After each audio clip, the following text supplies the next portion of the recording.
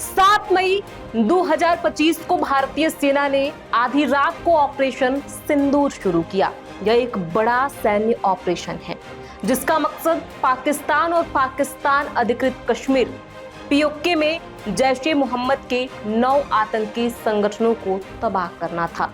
इस ऑपरेशन में खास तरह के हथियारों का इस्तेमाल किया गया। भारत ने यह कार्रवाई 22 अप्रैल 2025 को जम्मू कश्मीर के पहलगाम में हुए आतंकी हमले के जवाब में किया। इस हमले में 26 लोग मारे गए थे। इस हमले को अंजाम देने में भारत ने जिन आधुनिक फाइटर जेट और ड्रोन का इस्तेमाल किया वो बेहद अहम थे। माना जा रहा है कि इससे पाकिस्तान में 9 आतंकी ठिकाने तबाह हो गए और कम से कम 100 आतंकियों को मार गिराया गया। माना जा रहा है कि भारत के इस एयर स्ट्राइक के बारे में पाकिस्तान के प्रधानमंत्री शहबाज शरीफ और पाकिस्तानी फौज के प्रमुख असीम मुनीर भी सोच नहीं पाए। जानते हैं पूरी कहानी क्या है, कैसे ड्रोन से भारतीय सेना ने पाकिस्तान में ये खेल कर दिया।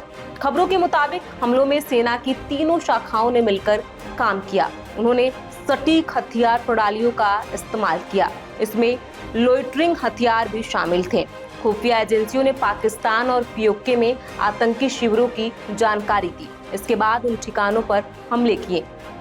ये हमले भारत की धरती से ही किए गए। माना जा रहा है कि ये हमले भारत के विध्वंसक जेट राफेल से किए गए। इसमें स्कैल्प क्रूज मिसाइलें, हैमर मिसाइलों और आत्मघाती ड्रोन भी शामिल थे। अपने इस खास वीडियो में हम आपको उन हथियारों के बारे में विस्तार से बताएंगे जिसका इस्तेमाल इस ऑपरेशन के दौरान किया गया। नमस्कार, मैं हूं प्रियांशु और आप देख रहे हैं नव भारत लाइव। इस लिस्ट में पहले नंबर पर है आत्मघाती ड्रोन। आत्मघाती ड्रोन को सुसाइड या कामिकेज ड्रोन भी कहा जाता है। यह हथियार ले जाने वाला ऐसा ड्रोन है जिसे घूमते रहने के लिए डिजाइन किया गया है। यह तब तक घूमता रहता है जब तक कि कोई लक्ष्य निर्धारित ना हो जाए। टारगेट सेट होने के बाद ये ड्रोन फट जाते हैं। इस ड्रोन की खास बात ये है कि ये छिपे रहकर टारगेट के विरुद्ध हमला करने में सक्षम होते हैं।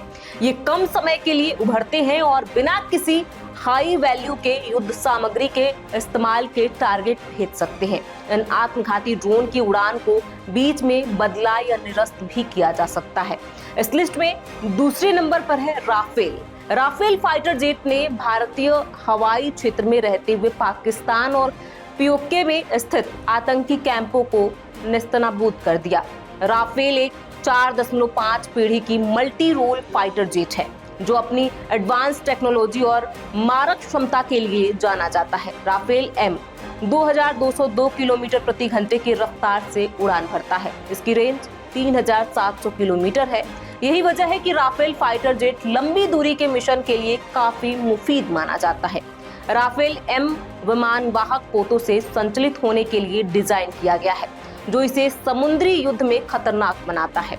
इस लिस्ट में तीसरे नंबर पर है हेरॉन ड्रोन। इन हथियारों के अलावा एयरफोर्स ने ऑपरेशन सिंदूर में BrahMos supersonic cruise missile drone, launched micro munitions और हेरॉन ड्रोन का इस्तेमाल किया है जिसके जरिए आतंकी कमांडरों के ठिकानों को टारगेट करके उन्हें ध्वस्त किया गया।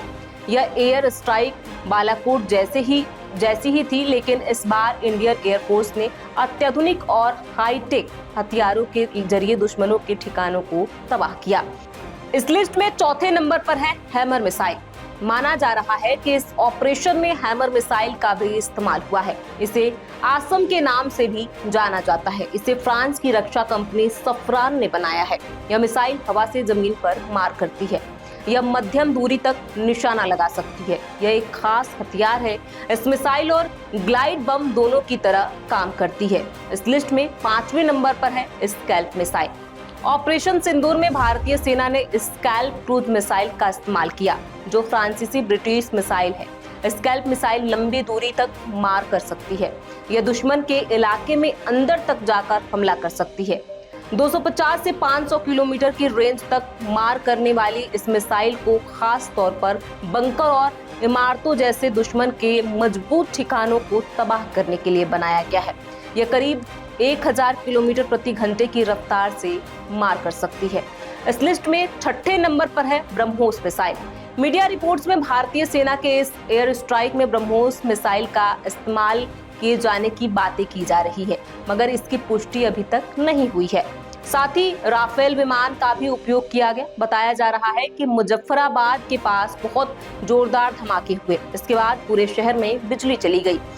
भारतीय सेना ने कहा कि यह हमला आतंकियों पर किया गया था, इसमें आम नागरिकों को कोई नुकसान नहीं हुआ। सेना ने बयान जारी कर कहा कि यह हमला आतंकियों पर प्रहार था, आम नागरिकों को कोई क्षति नहीं पहुंची है।